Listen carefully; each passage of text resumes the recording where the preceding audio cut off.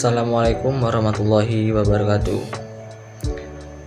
Baiklah, pada video kali ini saya akan mencoba menjelaskan tentang morfologi, meristik, sistem otot, sistem rangka, anatomi pada ikan emas, ikan kembung, ikan lele, dan belut.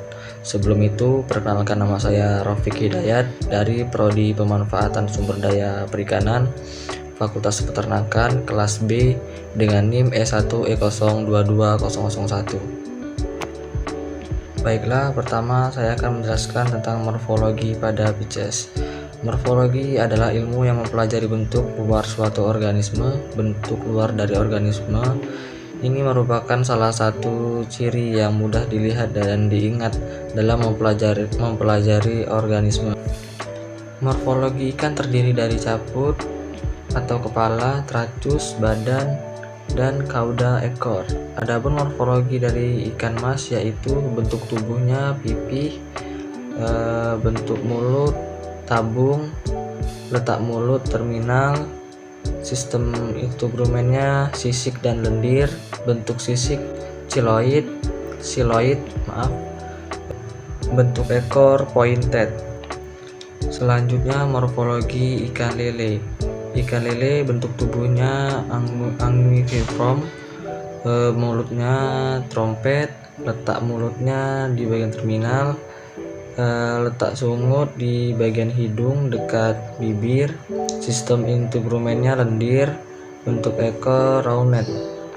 Selanjutnya ada morfologi ikan kembung. Ikan kembung tubuhnya berbentuk fusiform, bentuk mulutnya paruh, letak mulutnya terminal, dan sistem integrumennya sisik dan lendir.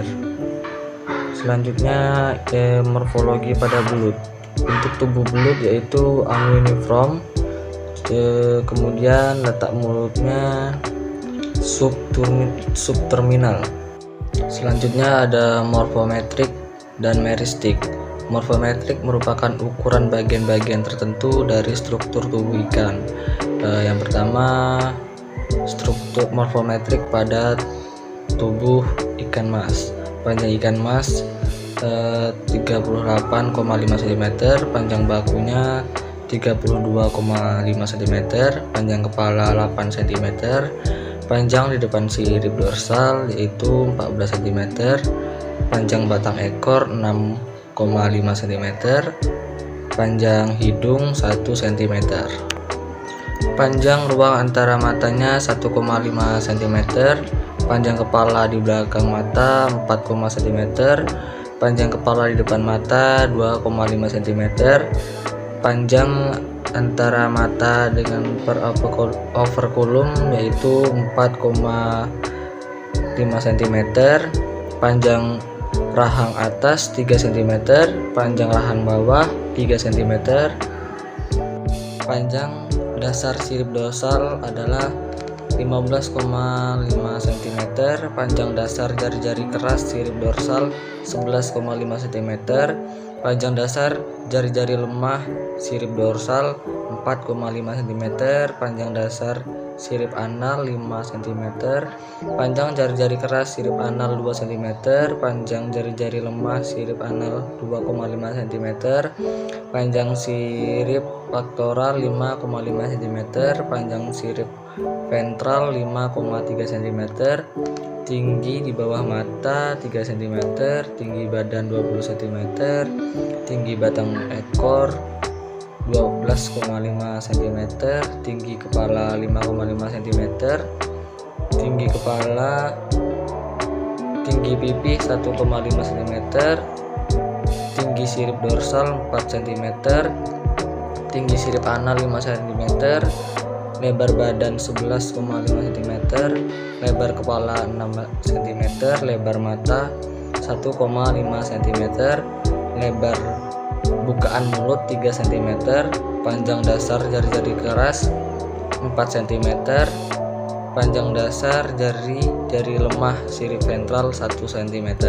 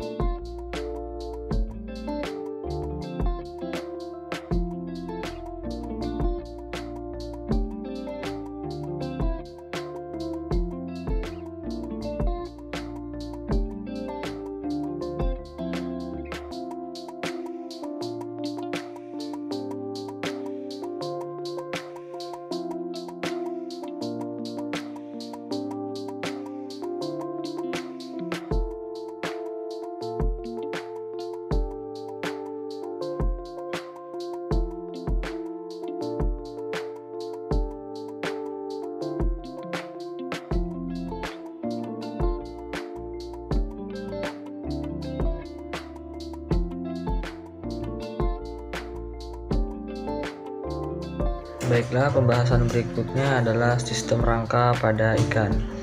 Rangka ikan berfungsi untuk menegakkan tubuh, menunjang atau menyongkoh organ-organ tubuh secara tidak langsung.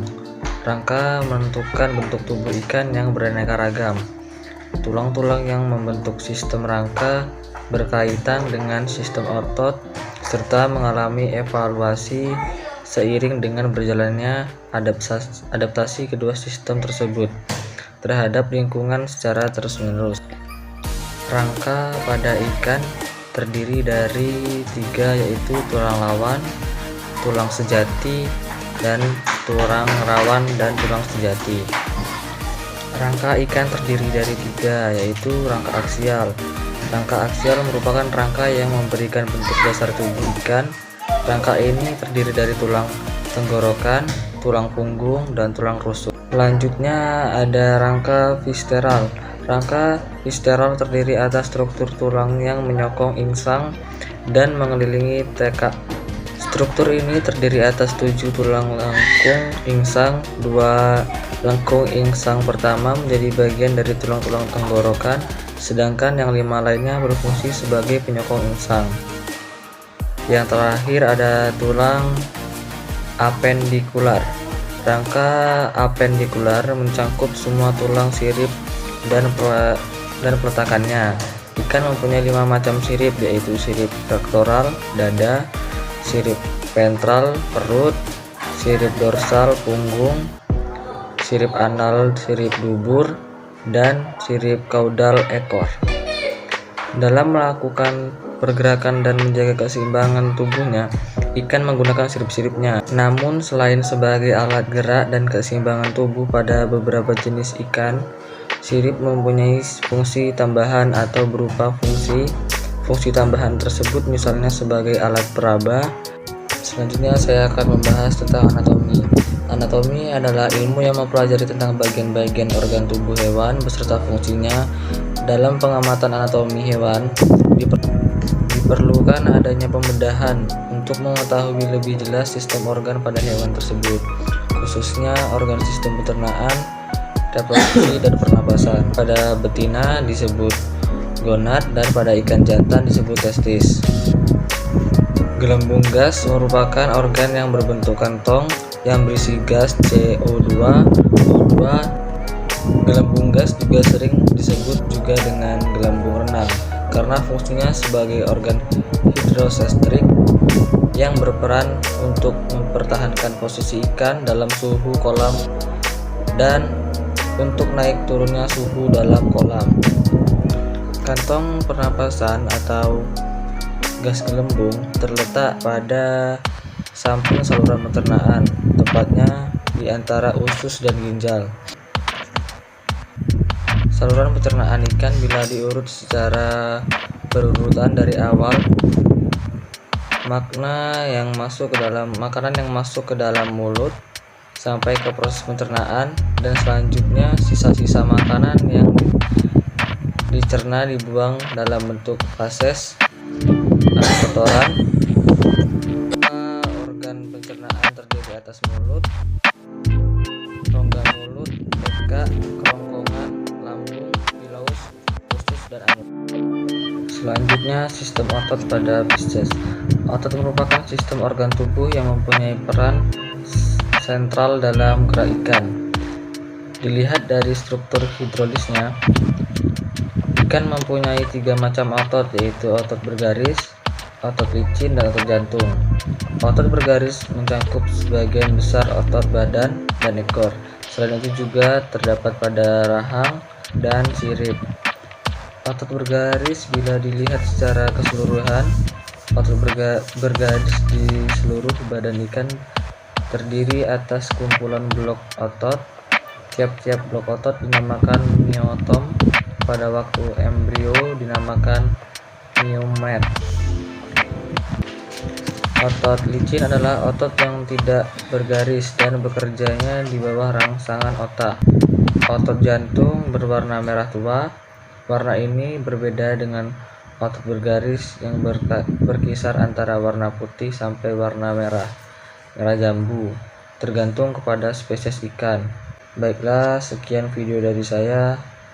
Saya akhiri. Wassalamualaikum warahmatullahi wabarakatuh.